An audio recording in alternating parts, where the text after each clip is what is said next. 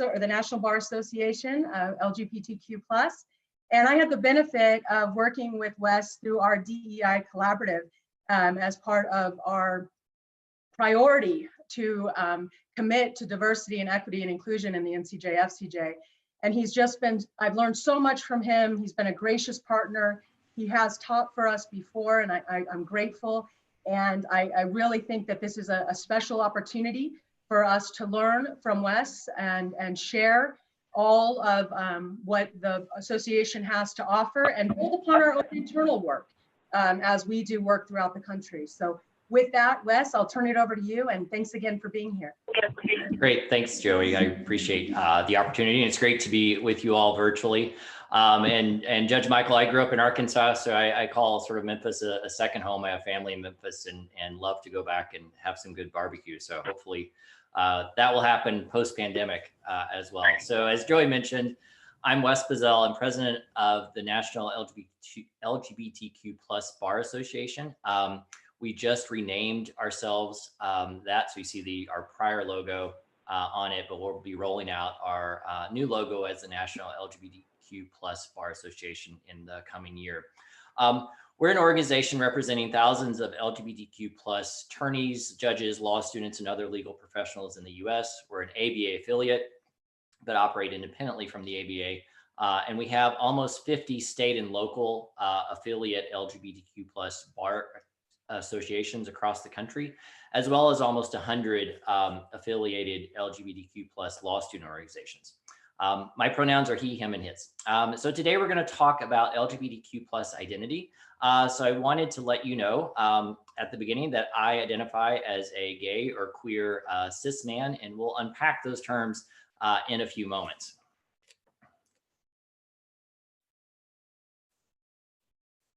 So all of us want to be in a place that where we feel included and valued. And at its core, being inclusive requires both knowledge and understanding as well as intentionality. So today we're going to address both of those. And really, inclusion is just about being having active participatory respect. As you know, as Aretha said, it's really what we're all asking for, a little respect. And you know, we want to be seen, we want to be valued, we want to be included.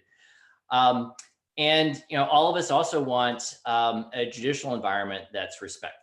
And the words used in court, whether by a judge or an attorney or court personnel or really anyone else operating within the judicial system, they do matter, and they provide clues to individuals just how welcoming and respectful an environment is. So our goals today are to be introduced to and gain a better understanding of the terminology related to sexual orientation, gender identity, and gender expression, to better understand the experiences of LGBTQ+ people, and to leave with some new strategies for working with LGBTQ+ people in the legal system. So as Joey said, feel free to use the chat feature to ask any questions, and we will get to those as soon as we can. So I'm not going to spend a lot of time on this because we've got a lot to go over, but as you see the stats on the screen, in 2012, Lambda Legal surveyed LGBTQ+ lawyers, jurors, witnesses, and parties regarding their experiences within the courthouse. And what you see is what they found. And obviously, such negative interactions erode these individuals' trust in the judicial system. In fact, that same Lambda Legal study found that only 28% of trans and gender nonconforming people who were surveyed, quote unquote, generally trust the courts. And, you know, we can really expect to see more and encounter more LGBTQ+ individuals in your courtrooms and in courthouses as, you know, parties and jurors and witnesses, attorneys, or even family members. And in the coming years, that's going to increase as a greater percentage of young people are self-identifying as part of the LGBTQ+ community. So as you see here, according to the consulting firm Kantar Futures, 26% of millennials, who are those born between the ages of between the years of 1981 and 1996, who were surveyed, identified as part of the LGBTQ+ community. So 10% identified as LGBT, and 16% identified as Q or queer. And, as society becomes more accepting, individuals are more willing to identify as LGBTQ plus because there is less risk of family rejection. Your job security is less at risk, and their overall safety and security is less of a concern when coming out. However, these risks still exist for many people, especially for trans people of color. So here you see the breakdown from a GLAAD survey from 2017 that looks at the LGBTQ plus community by age group. And similarly, as you see, it is more frequent that younger people identify as part of the community or based either on their sexual orientation or gender identity. So a very wise woman once said that we should all start from the very beginning because it's a very good place to start. So taking direction from Julie Andrews, let's make sure we're all on the same page with some terminology. You may be familiar with some of these terms, but since different people use the terms in different ways, I really wanted to take a moment and make sure we're all working from the same definitions. So our culture has historically associated gender with sex, sex with anatomy, and anatomy with identity. But starting off, everyone has a sexual orientation, everyone has a gender identity, and everyone has has some form of gender expression. So sexual orientation is about who you're attracted to and who you want to have a relationship with, either physically or emotionally. Gender identity, which is also called brain sex, is one's internal sense of being male, female, neither of those, or both male and female. Everyone also has a gender identity. And for transgender individuals, their gender identity and their sex assigned at birth are not the same. And for cisgender individuals, their gender identity and sex assigned at birth are the same. Gender expression is how we express our gender through various social norms of clothing, hairstyle. It can be masculine, it can be feminine, it can be androgynous, or a mixture of these. So pause for a moment and think about when you first knew your sexual orientation and gender identity. And think of when you began to recognize the gender binary in the world, either because of the toys that you were encouraged to play with as a child, the sports you were encouraged to be part of, the friendships that you had as well. So this is a great visual. It's one of my favorites. It's called the genderbread person. And, as it indicates, we all have complex identities, and those complex identities require us to think beyond the binary. And so gender identity, gender expression, sexual orientation are all on a spectrum, and they're all distinct from each other, although they do interact. And this, the genderbread person is on the web if you want to utilize it at any point as well in your own lives. Now, I will give one warning before we sort of delve further into terminology. Language evolves, and it can evolve very quickly in this space. So what is appropriate today may not be appropriate in a few years, and what is considered appropriate a few years ago may not be appropriate today. So we'll start with the terminology on sexual orientation. And again, that describes a person's emotional, physical, or romantic attraction to another person. And so let's start unpacking that term and what it's often called the identity alphabet. So this is really not meant to be a comprehensive list, but a listing of terms that we'll use, and they're frequently used in society. LGBTQ+ refers to lesbian, gay, bisexual, transgender, and queer people. LGBTQ+ is a widely used and reasonably inclusive term, including those of non-heterosexual sexual orientation, as well as transgender individuals. There's an estimated 8 million people in the US who are lesbian, gay, or bisexual. That's about 3.5% of the population. And so let's look at what those terms mean. So a lesbian is a woman who's primarily attracted either emotionally or physically or sexually, romantically to another woman. Gay describes people who are romantically or emotionally or physically attracted to members of their same gender. It can refer to gay men or gay women, but is more often referred to use for gay men. Bisexual is someone who is attracted to more than one gender, although it may not be at the same time or in the same way or really in the same degree. And queer, that term, of course, has a complex history, but many in my community have reclaimed that term and use it as an umbrella term, often to express, non-conforming or fluid identities and orientations that don't align with the mainstream. Intersex are people who are born with sex characteristics that don't fit the typical binary notions of bodies designated to be male or female. In some cases, intersex traits can be visible at birth, while in others, they're not apparent until puberty. Asexual describes people who don't experience sexual attraction. It's an intrinsic lack of interest in sexual activity, but many people who identify as asexual do experience romantic attraction. Pansexual simply means that they are attracted to all genders and anyone on the gender spectrum. And Two-Spirit is a term that refers to historical and current First Nations or Native American people whose individual spirits blend male and female. It's been reclaimed by some in the Native American LGBTQ+ community to honor their heritage and to provide an alternative to the labels of lesbian, gay, bisexual, or trans. So as we started with at the beginning, words matter. So let's take a look at, some terms that are acceptable and terms that you should avoid when talking about sexual orientation. The use of the word homosexual has a clinical connotation to it. And so, that is preferred to use LGBTQ+. Preference implies that sexual orientation is a choice and can be cured. So the acceptable term, the preferred term is sexual orientation. Similar to the gay and homosexual lifestyle, again, it indicates a preference as a choice. And, you would see this a lot in the 1950s and 60s and some even today, but, an admitted or avowed homosexual was usually referred to in the press. And, the way to refer to that is someone who's out. There is no, singular gay experience.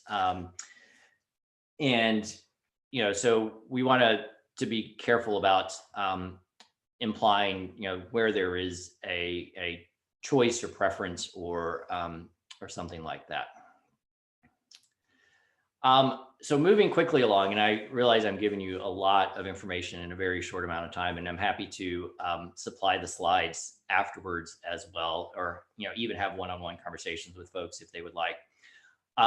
Gender identity, as we talked, is not binary. It's on a spectrum, and it's a person's deeply held internal sense of being either male, female, or somewhere else on that gender spectrum. Currently, at least 16 states in DC have added the X option to their driver's license for people who don't identify as either male or female. Several other jurisdictions, ranging from New York City and New Jersey to Oregon and New Mexico and Washington State, allow people to change their gender on their birth certificate. And according to the Human Rights Campaign's Corporate Equality Index, a full 85% of the Fortune 500 have gender identity protections enumerated in their own corporate non-discrimination policies. And so you've certainly seen that more governments and private entities are recognizing the non-binary aspect of gender.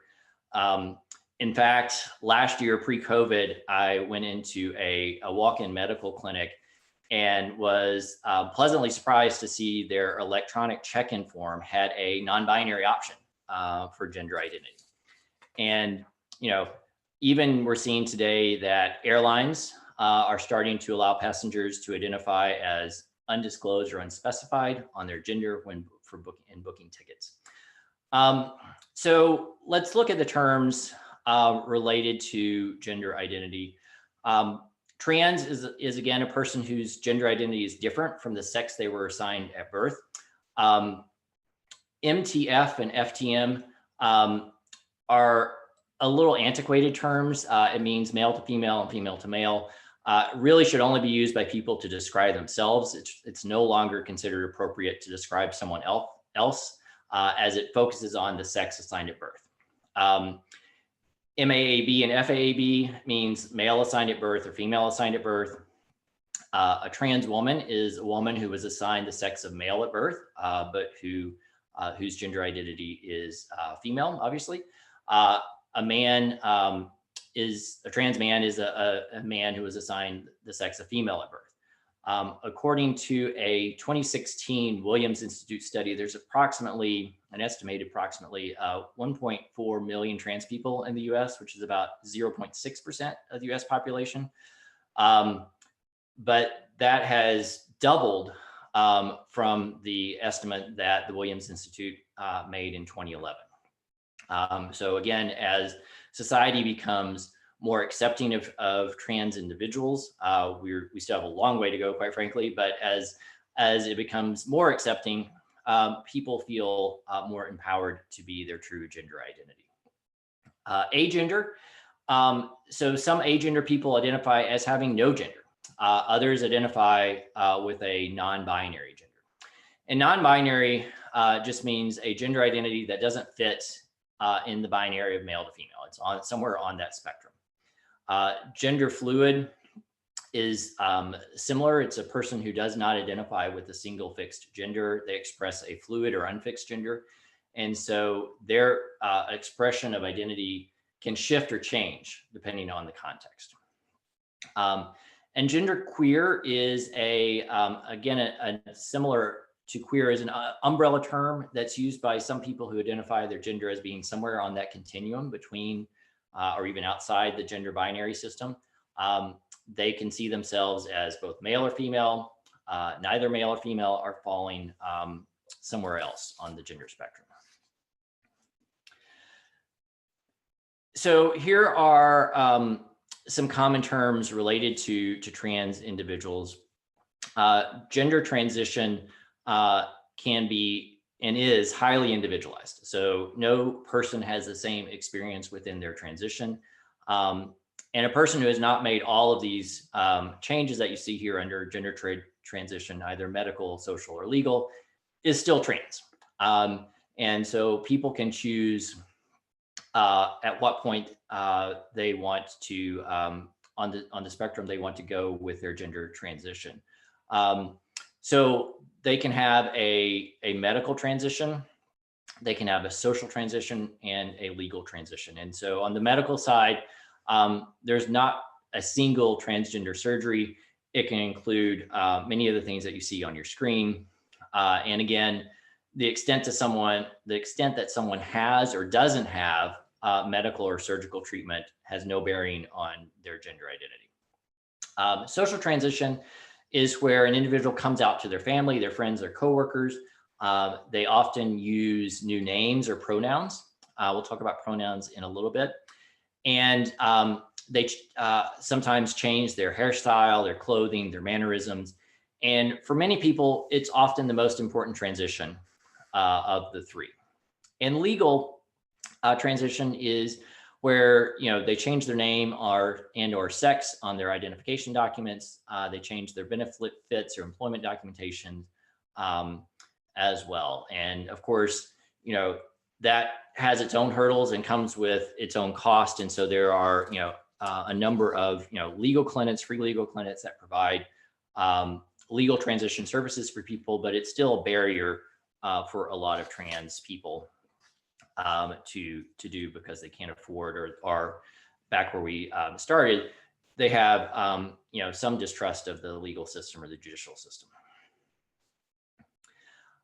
So similar on terms to use in terms to avoid related to gender identity. You don't use the word transgender as a noun. And so you don't call people transgenders or a transgender. It is transgender people or a transgender person.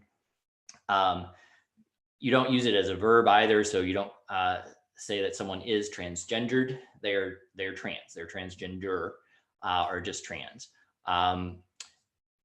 Instead of sex change operation, we use the word transition.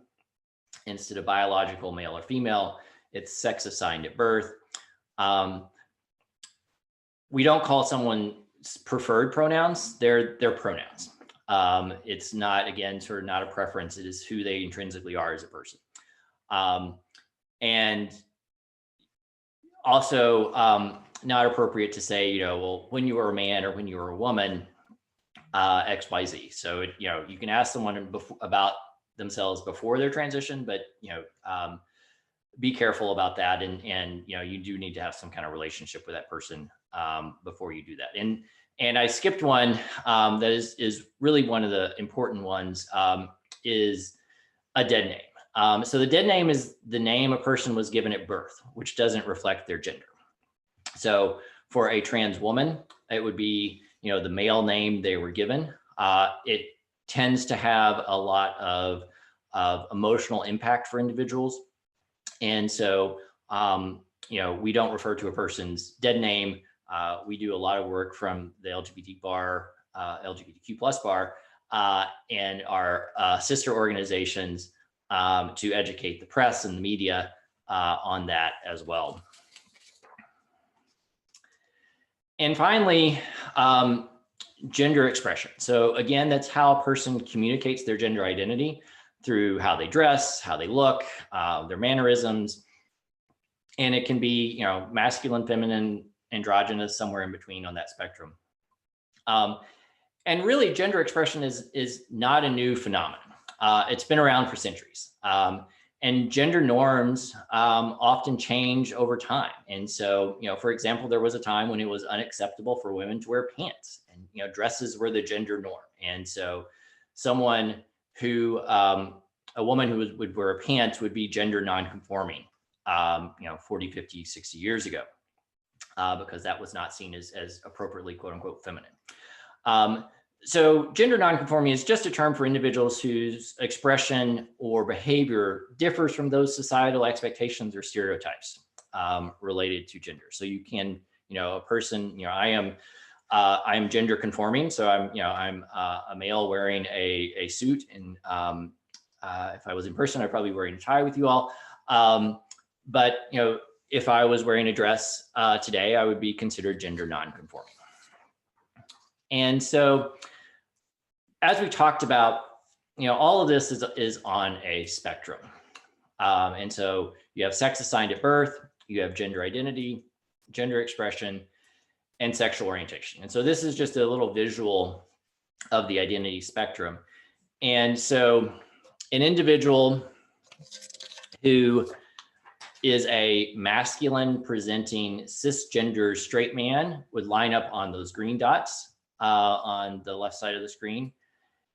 An individual who is a feminine presenting cisgender straight woman would line up with the blue dots on the screen. And I'll make this a little personal. So for me, I'll be the yellow dots. My gender identity aligns with my sex assigned at birth. I would describe myself as mostly masculine acting, but not far hard on the left of that spectrum. And I'm, you know, romantically, physically attracted to men. So the yellow is where I would line up on that gender identity spectrum. And so let's spend a moment of talking about coming out. So everyone everyone who's part of the LGBTQ+ community has a coming out story. This is also known as coming out of the closet. It's a metaphor to describe when an LGBTQ+ individual self-discloses their sexual orientation or gender identity. And you know, there are a few things to note. So coming out is not a one-time event. It happens almost every social interaction that an LGBTQ person has. So every time I introduce my husband to a stranger or explain that to someone that he's not my brother, I come out. Every time I meet a new colleague or acquaintance, I have to determine whether or not to come out. And so people can be out in different settings and contexts. They can be out at work, but not at home. They can be conversely out at home, but not at work. And oftentimes people don't come out when they feel it's not safe or if there's going to be negative repercussions for them. And, again, everyone has an individualized experience. There's not one narrative of coming out. And, some people's coming out stories can be very emotionally charged for them. And so, again, this is one of those situations where you allow the person to tell you their coming out story if they want to on their terms, and generally not appropriate to ask someone, so how was their coming out? Because that can, trigger some hard emotions for a lot of people. So that's, I think, sort of a quick summary of the terminology of things. I wanted to spend a moment and talk about, inclusion for your members in the courthouse. And it really boils down to one simple question. What's the experience of that LGBTQ+ person in the courthouse from their first interaction with the security or staff or a judge through the end of a case? And so a couple ways to signal an inclusive organization or an inclusive system is using an individual's correct pronouns, using the pronouns that they identify with. So, you may have met someone who consistently gets your name wrong. And I don't really mean where they mispronounce your name, but they call you by an entirely different name. So somehow in their head, they think you're named someone else. And, that feels a little odd, and it feels like the person doesn't truly understand or value you. And so similarly, it's the same with pronouns. So one way to signal inclusivity is to introduce yourself with your own pronouns. This may feel a little weird for people, but it's becoming more and more common. On virtual settings like today, you'll see that my virtual setting has my pronouns on it as well. And again, pronouns are not a preference, and so there are we all make mistakes as well. And so, you should try to avoid misgendering someone, whether it's intentional or accidental. But if it's accidental, don't dwell on it or belabor it. A short apology and acknowledgement is great. And then you move on. So, sorry, I meant to say she, or sorry, I didn't mean to assume. What pronouns do you use would be appropriate. And, if you don't know their pronouns, you can just use their last name, and certainly in a judicial setting as well. So for many years, we would often hear that, well, it's not grammatical. Well, that is not the case anymore. So, people use the they pronouns that you see here. So people can use the he or she pronouns, the they or them pronouns, or pronouns called ze, zir, and zirs. And the singular they has been maligned as ungrammatical, but in fact, the Merriam-Webster dictionary has adopted it in the singular context. The APA style manual has adopted it. It was actually the word of the year in 2019 by Merriam-Webster. And we already use it, actually. So, it typically occurs when there's an unspecified antecedent, such as in sentences that, somebody left their umbrella in the office. Can you please tell them when they can get it? And, another thing to, try to avoid is the use of gender terms. So ladies and gentlemen, boys and girls, things of that nature. So it's really a good clue to inclusivity. Identifying yourself with your own pronouns, putting it on your Zoom or your video feed name, and asking someone as well. And we've certainly made a lot of great progress from both a societal and legal perspective when it comes to LGBTQ inclusion and equality. And I think given this, many people assume that all places are safe for LGBTQ+ people, but that's not true. And that's especially not true when it comes to young people, when it comes to trans people, and when it comes to people who are in rural or non-urban areas.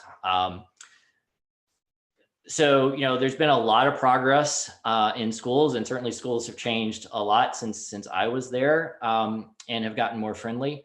But, they still continue to be unsafe and unwelcoming for a majority of LGBTQ plus students. So these are GLSEN survey results, and from 2019. And so, 59% of LGBTQ students felt unsafe at school because of their sexual orientation.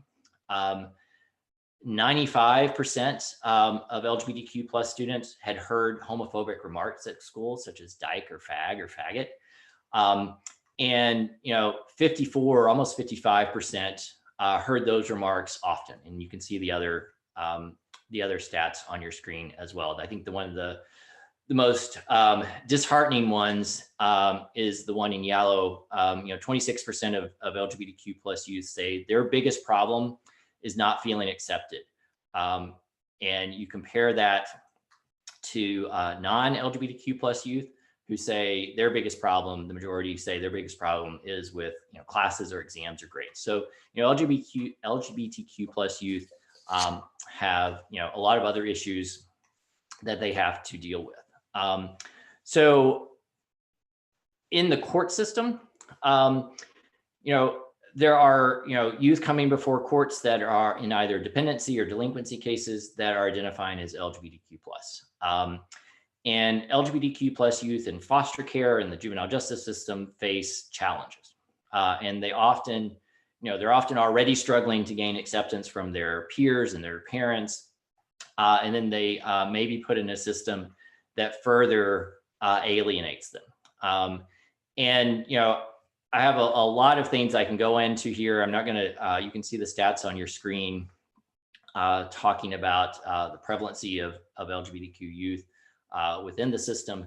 But, just utilize a common sense approach. I mean, know that, LGBTQ plus youth, again, are in various stages of awareness and comfort about their sexual orientation or gender identity. And they may not have resolved all those issues for themselves. And so, because of that, or because of concerns about safety or privacy, they may not be ready to disclose or may choose not to disclose their identity to individuals. But, I think the important things are, not to make assumptions about a youth's sexual orientation or gender identity. Again, follow their lead with their pronouns, use the pronouns that they use. Try to use gender neutral language when talking to them, and be sensitive about identifying a youth as LGBTQ plus in court, unless they are clearly out. And then finally, the other thing I would say is, not all outside of home placements or counseling services are LGBTQ plus friendly. So, know which ones are and which ones aren't. A couple ways to do that is to ensure that they have written non-discrimination policies that include LGBTQ plus identity, ensuring that the facilities are supportive and affirming of LGBTQ plus kids. And again, similarly, note that a facility or an environment can be, affirming for lesbian, gay, and bisexual kids, but it may not be affirming for trans kids. And certainly some detention facilities continue, sadly, to utilize isolation or administrative segregation to keep LGBTQ plus kids, quote unquote, safe.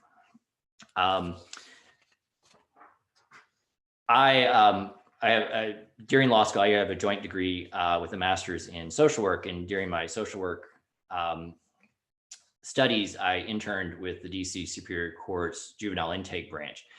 And this was a number of years ago, let's say, and but hopefully, and this was not on the radar of anyone within the branch at the time. But I believe, it seems that, things are changing within, the juvenile justice system.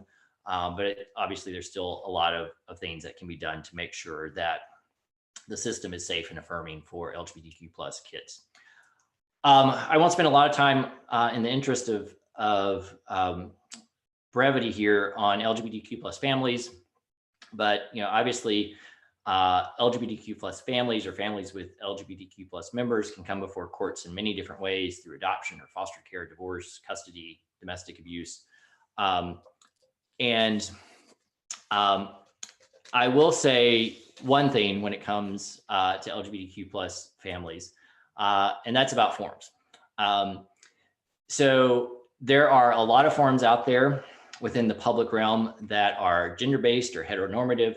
And that is also a way that is read, whether intentionally or not, but by a person who's LGBTQ+, they read that as an indication that the entity is not welcoming or inclusive. So we adopted our son in 2005, right after his birth. My son's birth certificate from 2005 literally has mother X'd out with a typewriter and parent typed in its place. And that still, 16 years later continues to bug me. And quite frankly, I encounter it, my husband and I encounter it still. And every time it's a reminder that my family's different, that it doesn't meet the societal norm or the expectation of a societal ideal. And sometimes I push back. My son's summer camp last year, when I got the form, I, called them up, and it was out here, and I'm based in San Francisco now. And it was out here in San Francisco, and I was shocked that a camp here in the LGBTQ+ Mecca of the United States would not be LGBTQ+ inclusive on its forms, but it had mother and father. And so where you can change that to parent or guardian instead of husband and wife, use the word spouse, and again request an individual's pronouns. And as we talked about on the coming out slide, there's a lot of people who are not out. And in fact, a 2018 HRC survey found that 46% of LGBTQ+ employees aren't out at work, which is obviously shocking. And this is because they don't feel it's safe, or they feel it can result in discrimination, or it can just make life harder for them. And anyone can face severe consequences for coming out, but it can be especially severe for young people, and most especially severe for trans youth. So again, it's important to be thoughtful about seeking information about an individual's sexual orientation or gender identity, especially in open court. And where possible, I would suggest that you allow the young person to be the gatekeeper of that information pertaining to their sexual orientation or gender identity when possible. But there are times when you do need to know. And here are just some things to think about when you do need to know that information. I'll tell a quick story here. A member of the National LGBTQ+ Bar is a judge in the South. And his juror files are pulled from the voter rolls, as of course is often the case. And so he had a juror that had a female name. Let's call her Barbara Smith. And when called in voir dire, the juror answered to that name, but the judge, because he was part of the community, thought there might be something else at play here. So he called the juror up to the bench without attorneys present, just the two of them, and without using their name. So he called them up by their juror number as opposed to their name or pronoun. And then he asked the juror, "What pronouns do you use?" And at that point, the juror said, "he" and "him." And I still get a little emotional even telling this story, because what the next step was, the judge called the attorneys up and said, from this point forward, you will refer to juror number 32 as Mr. Smith and use masculine pronouns. And the judge told me that, that juror smiled the next time the attorneys referred to him using his appropriate gender. and he clearly left the courtroom feeling seen and respected. A quick note as we wrap up about bathrooms. This shouldn't be controversial, but in our society, it's become very controversial. But the base level is people should be allowed to access the restroom that corresponds with their gender identity. There are actually non-discrimination laws in several states that mandate this. There's an EEOC ruling that does as well. But there is a lot of controversy surrounding it, but we are seeing more and more companies adopt these policies, and certainly in courthouses we would hope that would be the same as well. And then finally, as employers, if you're those judges who are on our call today, you're also working within a system, but you're also an employer. You employ people in your chambers, and you may be responsible for employing people in the courthouse. And so, know that when it comes to trans individuals, transitioning in the workplace can be a stressful experience for employees.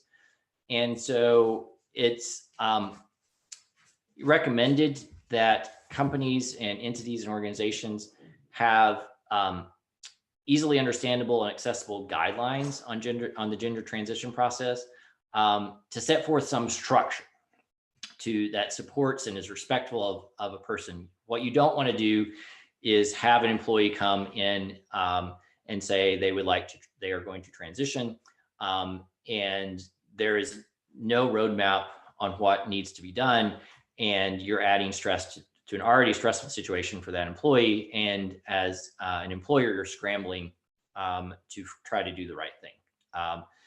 Now, at the same time, every transition is unique, but there are over 500 companies identified in the Human Rights Campaign's Corporate Equality Index that have adopted gender transition guidelines, and so it's becoming more and more common. Certainly within the corporate arena, a little less common in government, but something to flag for you all. So that, I realize, was a lot of information in hopefully short-ish amount of time. I hope it's been helpful. And the flag that you see here is what we call the progress flag. It is the flag that more and more individuals who identify as LGBTQ+ are utilizing because it's more inclusive of our Black and Brown members of the community, as well as our trans members of the community as well. So it's a adjustment to the traditional what we call rainbow flag as well. But this is essentially what I at my company refer to as an LGBTQ+ 101 training. There's obviously a lot more topics that we could get into and discuss, and more complexity than we've had time to go over today. But hopefully it's given you some helpful information that you can use when you encounter LGBTQ+ individuals within your workplaces, within the courthouses, and as you, those of you who are in the organization, as you interact with your members as well. So with that, I will open it up to any questions, but here is my contact information. So certainly feel free to reach out directly if you have any questions as well.